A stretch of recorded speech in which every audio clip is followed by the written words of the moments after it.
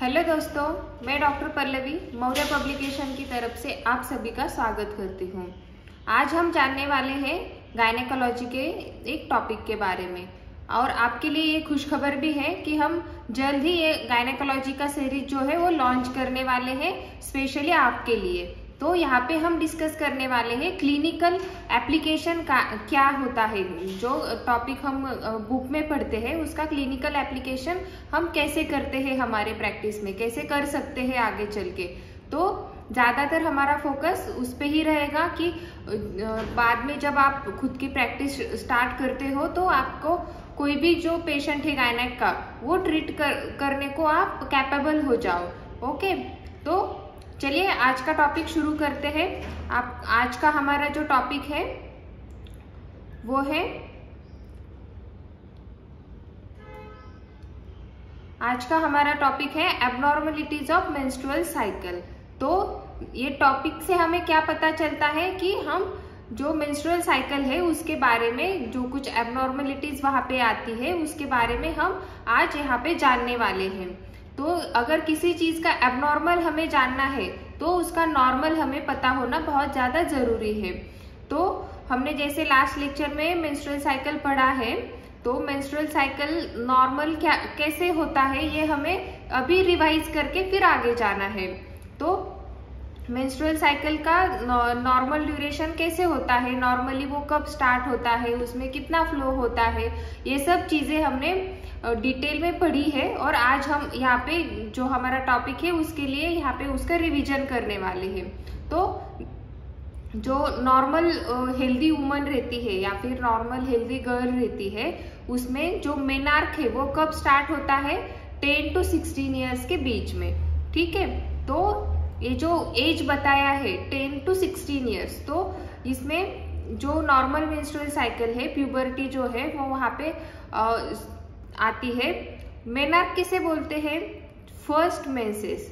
जो first menses है वो यहाँ पे स्टार्ट होने को मेनार्क बोलते हैं। तो ये मेनार्क का जो नॉर्मल एज है यहाँ पे बताया गया है वो है 10 to 16 ईयर्स। ठीक है, तो इसका एवरेज जो एज है वो 12.5 ईयर्स, मतलब 12 to 13 ईयर्स के बीच में जो लड़की रहती है, बच्ची रहती है, उसमें पीरियड स्टार्ट हो जाता है। तो ये एक नॉर्मल फिजियोलॉजी है बॉडी की। ठीक है, तो और ये जो साइकिल यहाँ पे स्टार्ट हो जाता है आफ्टर मेनार्क, इसका पैटर्न कैसे होता है, कौन सा पैटर्न जो नॉर्मल होता है। ठीक है, तो जो रिप्रोडक्टिव एज की फीमेल रहती है, जो 15 to 45 ईयर्स का रिप्रोडक्टिव एज बताया गया है। रिप्रोडक्टिव लाइफ मतलब क्या होता है, जो कैपेसिटी ऑफ रिप्रोडक्शन या फिर टू गिव बर्थ। ठीक है, जो बच्चा पैदा करने की जो कैपेसिटी रहती है उसे कहते हैं रिप्रोडक्टिव लाइफ, जो 15 to 45 ईयर्स तक यहाँ पे बताया गया है। यहाँ पे क्या होता है, जब मेनार्क स्टार्ट हो जाता है, उस लड़की को पहला मेंसेस आ जाता है, उसके बाद हर महीने में वो साइकिल जो है वो कंटिन्यू होता है। तो ये जो साइकिल है उसका नॉर्मल पैटर्न कैसे होता है, जो ड्यूरेशन है वहां पे वो 28 to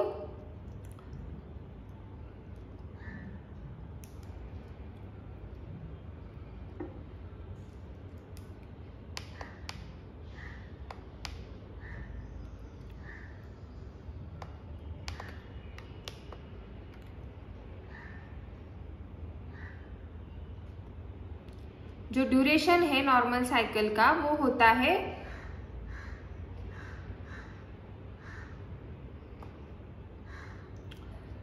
28 डेज का। ठीक है, 28 डेज में प्लस माइनस 6 to 7 डेज करके जो साइकिल रहता है वो नॉर्मल रहता है। जब पीरियड्स आता है, मतलब जब मेंसेस आता है, तो कितने दिन तक ब्लीडिंग होना नॉर्मल कहते हैं, तो 4 to 6 डेज, मतलब 4 दिन से अगर 6 दिन तक वो लड़की को या फिर वो लेडीज को वहां पे ब्लीडिंग हो रहा है पीरियड्स का, तो वो नॉर्मल कहा जाता है। ठीक है, तो ये ब्लीडिंग कितना होना चाहिए, तो जो इसका नॉर्मल रेंज बताया गया है वो है 20 to 80 ml और इसका एवरेज जो है वो 35 ml ब्लड लॉस एक साइकिल में यहाँ पे होता है। तो ये जो डेफिनेशन है हमारा, ये जो क्राइटेरिया है नॉर्मल का, ये हमें अच्छे से याद रखना है। क्या है, सबसे पहले 28 डेज में उसको मेंसेस आना चाहिए।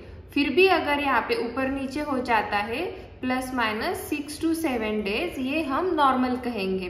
ठीक है, तो आने के बाद कितना वहां पे ब्लीडिंग उसको होना चाहिए, तो ब्लीडिंग 4 to 6 डेज अगर वहां पे उसको ब्लीडिंग होता है तो ये नॉर्मल कहलाया जाता है।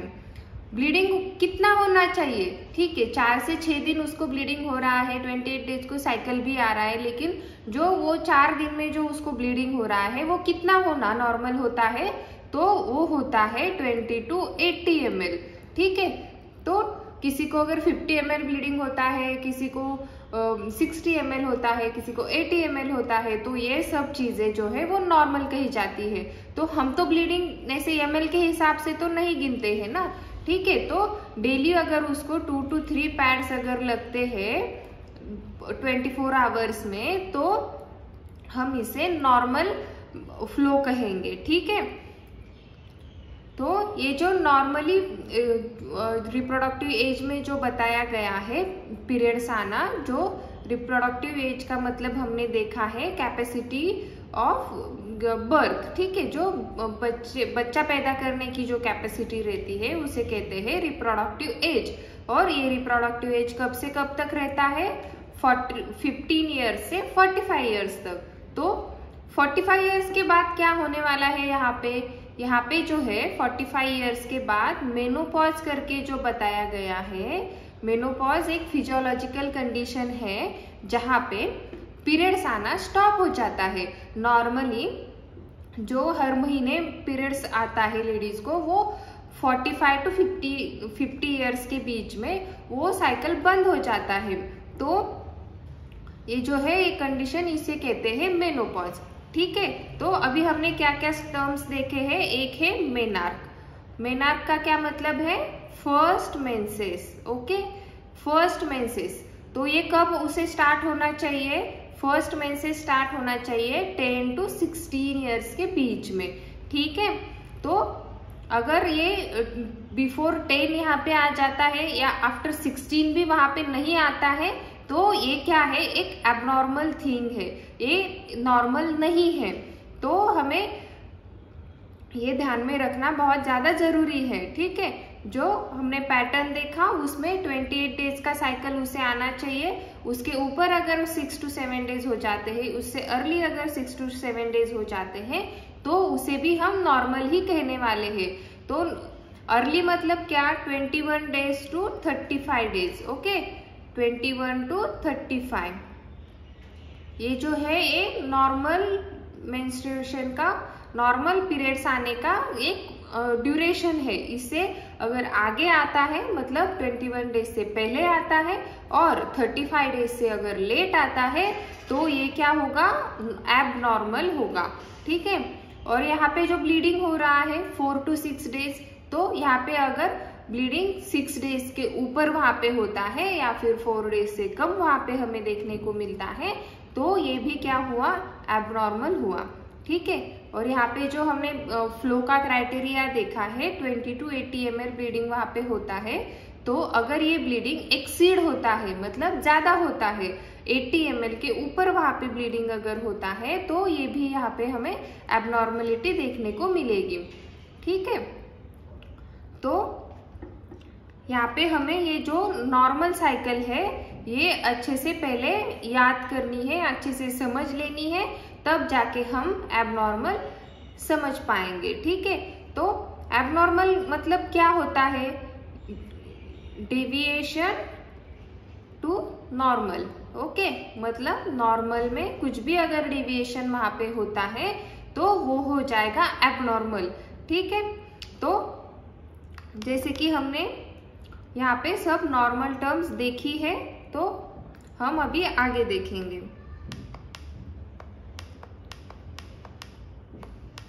ये सब हमने नॉर्मल जो मेंस्ट्रुअल फिजियोलॉजी है मेंस्ट्रुएशन की, वहां पे ये सब पढ़ा है। ये जो फेज है मेंस्ट्रुएशन का, उसके बाद मतलब जो फेजेस वगैरह है वो हमने सब फिजियोलॉजी में वहाँ पे देखा है। आज का हमारा जो टॉपिक है वो है एबनॉर्मल, मतलब मेंस्ट्रुएशन साइकिल में जो है एबनॉर्मलिटीज क्या है वो हम यहाँ पे देख रहे हैं। तो इसमें हमने पहले देख लिया है नॉर्मल क्या होता है, अब हम जाएंगे एबनॉर्मल की तरफ। तो एक बार हम फिर से, अभी हमारे सामने वो नहीं है फिर भी हम रिवाइज कर लेंगे, ठीक है। नॉर्मल मेनार्क कब आना चाहिए, मेनार्क कब आना चाहिए 10 to 16 ईयर्स के बीच में, ओके।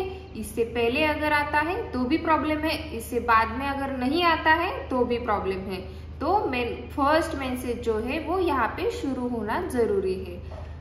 इसके बाद जो है वो साइक्लिक होता है, साइक्लिक और फ्रीक्वेंट, मतलब वो फ्रीक्वेंसी जो है वहां पे फिक्स होती है और जो साइकिल होता है वो वहां पे साइक्लिक पैटर्न हमें देखने को मिलता है।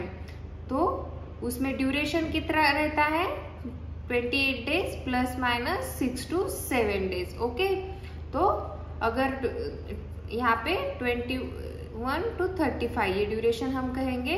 तो अगर 21 डेज से पहले पीरियड्स आ जाता है तो भी वहां पे हमें प्रॉब्लम है। 35 डेज के ऊपर अगर पीरियड्स नहीं आता है तो भी हमें प्रॉब्लम है। वहां पे फ्लो कितना होना चाहिए हमने देखा था 20 to 80 ml, ओके। समझ रहे दोस्तों, 20 to 80 ml। अगर 20 ml से कम वहां पे फ्लो होता है तो भी हमें प्रॉब्लम है, 80 ml के ऊपर फ्लो होता है तो भी हमें प्रॉब्लम है, ठीक है। तो यहाँ पे हमने ये सब नॉर्मल का क्राइटेरिया रिवाइज कर लिया है। तो चले अब हम आगे देखते हैं। फर्स्ट एबनॉर्मलिटी, एबनॉर्मलिटी से क्या समझना है हमें, नॉर्मल नहीं है इसीलिए तो वो एबनॉर्मल है, जो नॉर्मल नहीं है वही होता है एबनॉर्मल। तो सबसे पहला हमारा जो है एमेनोरिया, ओके। एमेनोरिया का क्या मतलब होता है, अभी जहाँ पे भी ए लगता है, ठीक है, ए लगता है वहां पे उसका मीनिंग होता है एब्सेंस, ओके। वहां पे वो थिंग है ही नहीं। मेनोरिया का क्या मतलब होता है, मेंसेस मतलब पीरियड, ठीक है। तो यहाँ पे पीरियड नहीं आ रहा है, वो कंडीशन को हम क्या कहेंगे, एमेनोरिया, ओके। ये से हमें याद रखना है, वहां पे पीरियड ही नहीं आ रहा है तो एब्सेंस ऑफ मेंस्ट्रुएशन, ये हुआ एमेनोरिया। और ये जो एमेनोरिया है वो क्या होता है, एक सिम्टम होता है किसी अदर कंडीशन की वजह से ये यहाँ पे हमें देखने को मिलता है, ये खुद एक डिसीज नहीं होता है, ठीक है। तो हम देखेंगे ये एमेनोरिया है जो दूसरी कौन सी कंडीशन में हमें देखने को मिलता है, जो नॉर्मली है। फर्स्ट है प्रेगनेंसी, ठीक है, दूसरा है लैक्टेशन, तीसरा है मेनोपॉज। अभी हमने क्या देखा था, 45 to 50 इयर्स के बीच में जो लेडीज रहती है उसमें नॉर्मली जो पीरियड्स आना बंद हो जाता है उसे कहते हैं मेनोपॉज, ठीक है। और सबसे पहले जो है वो रहता है बिफोर प्यूबर्टी, मतलब बिफोर मेनार्क जो है, ये हमें एमेनोरिया देखने को मिलता है। मतलब यहाँ पे जो है पीरियड नहीं आ रहा है, ठीक है, पीरियड नहीं आ रहा। तो यहाँ पे हमें ध्यान में रखना है, एमेनोरिया का मतलब है पीरियड नहीं आना, कोई भी रीजन वहां पे हो सकता है। तो ये जो है ये हमने देखा नॉर्मल फिजियोलॉजिकल कंडीशंस में पीरियड नहीं आ रहा है तो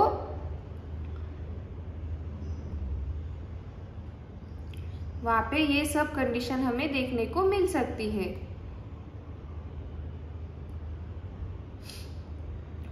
तो पैथोलॉजिकल कंडीशंस भी यहाँ पे होती है एमेनोरिया की। तो पैथोलॉजिकल कंडीशन क्या क्या हो सकती है वहां पे, जैसे मेनार्क ही वहां पे स्टार्ट नहीं हुआ, हमने देखा था 10 to 16 इयर्स जो है फर्स्ट वहां पे पीरियड आना चाहिए, वो अगर 16 इयर्स हो जाए तब भी अगर नहीं आता है तो ये हुआ पैथोलॉजिकल एमेनोरिया, ठीक है। और दूसरा भी कंडीशन वहां पे हो सकता है, कुछ जेनेटिक एबनॉर्मलिटीज वहां पे हो सकती है। इसके बारे में पूरा डिटेल में एमेनोरिया का टॉपिक जो है वो हम आगे देखने वाले हैं, पूरा उसका कॉजेस, ट्रीटमेंट सबके हिसाब से। ठीक है, तो अभी हमें सिर्फ बेसिक आइडिया लेनी है कि एबनॉर्मल थिंग्स क्या क्या हो